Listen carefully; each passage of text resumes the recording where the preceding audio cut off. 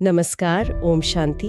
बहुत बहुत स्वागत और अभिनंदन आप सभी का 27 अप्रैल 1983 की अव्यक्त मुरली की इस खास चर्चा में। तो आज प्यारे शिव बाबा ने पुरुषार्थी जीवन के गहरे अर्थ और स्व परिवर्तन की जो शक्तिशाली युक्तियां हैं उन पर कितना प्यार से प्रकाश डाला है। हाँ बिल्कुल। बाबा हमें याद दिला रहे हैं कि हम वास्तव में कौन हैं और जन्म से ही हमें उनसे कौन से अनमोल अधिकार मिले हैं। जैसे कोई पिता अपने बच्चों को याद दिलाता है ना, उनकी विरासत। हाँ, और शुरुआत में ही बाबा ने पुरुषार्थी शब्द का कितना सुंदर रहस्य खोला है। पुरुष यानी प्रकृति का मालिक, स्वामी, और रथी यानी शरीर रूपी रथ को चलाने वाला। हाँ, ये स्मृति ही आप सोचिए कितनी शक्तिशाली है। ये याद दिलाती है कि हम परिस्थितियों के दास नहीं हैं, हम अपने भाग्य के रचयिता हैं, हम बाबा के बच्चे हैं। बिल्कुल।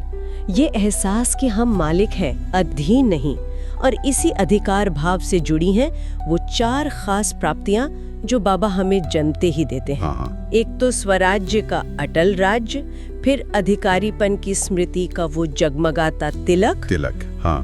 बाप के स्नेह और याद का दिल तख्त, और विश्व कल्याण की सेवा का जिम्मेदारी भरा ताज। क्या बात है। ये सब हमें बाबा से वर्षे में मिले हैं। सचमुच जन्म सिद्ध अधिकार है हमारे।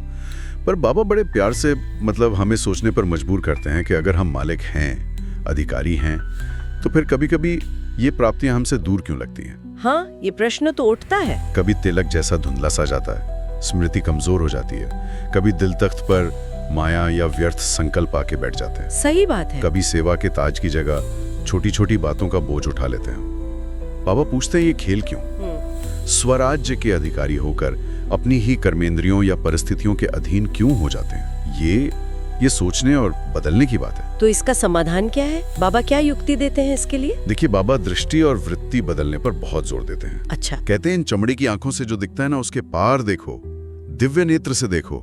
दिव्य नेत्र से? हाँ, क्योंकि दिव्य दृष्टि से देखेंगे तो हर आत्मा अपने दिव्य स्वरूप में ही नजर आएगी, फिर कमी नहीं दिखेगी। लेकिन इसका अभ्यास कैसे करें रोजमर्रा की जिंदगी में?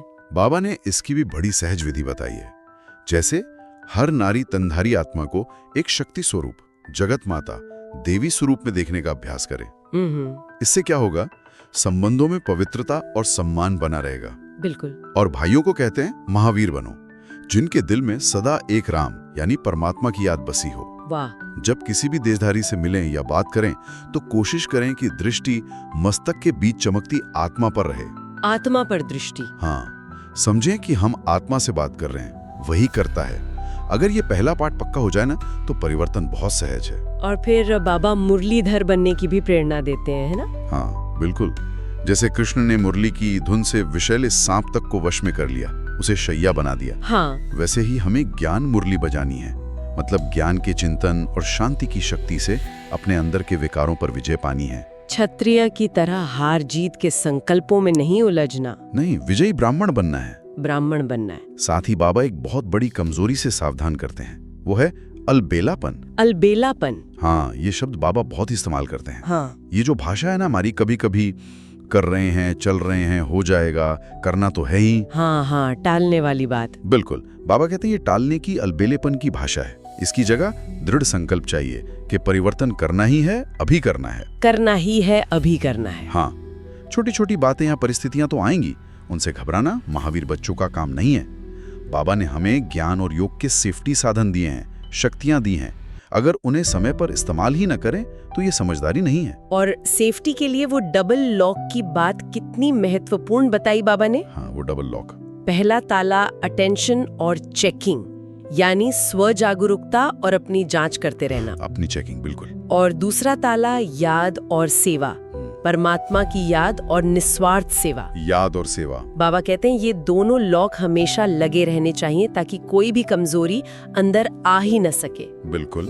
देखिए, बाबा मुरली के अंत में बच्चों की सच्चाई और मेहनत की दिल से सराहना भी करते हैं, रिस्पॉन्ड देते हैं। हाँ, वो तो बाबा का प्यार है। लेकिन फिर एक स्नेह भरा सवाल भी पूछते हैं कि क्या इन छोटी छोटी कमजोरियों को अपने साथ सतयुग तक ले जाना है?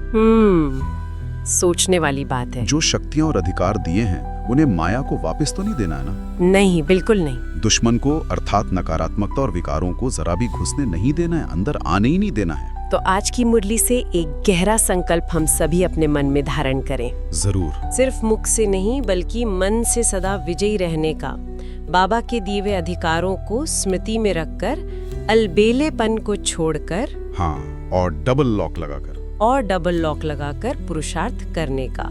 चलिए आज की इस चर्चा के बाद एक क्षण शांत होकर ये सोचें, वो कौन सा एक दृढ़ संकल्प है जिसे हम आज से ही अपने जीवन में अविनाशी रूप से धारण कर सकते हैं। बिल्कुल। ओम शांति। ओम शांति।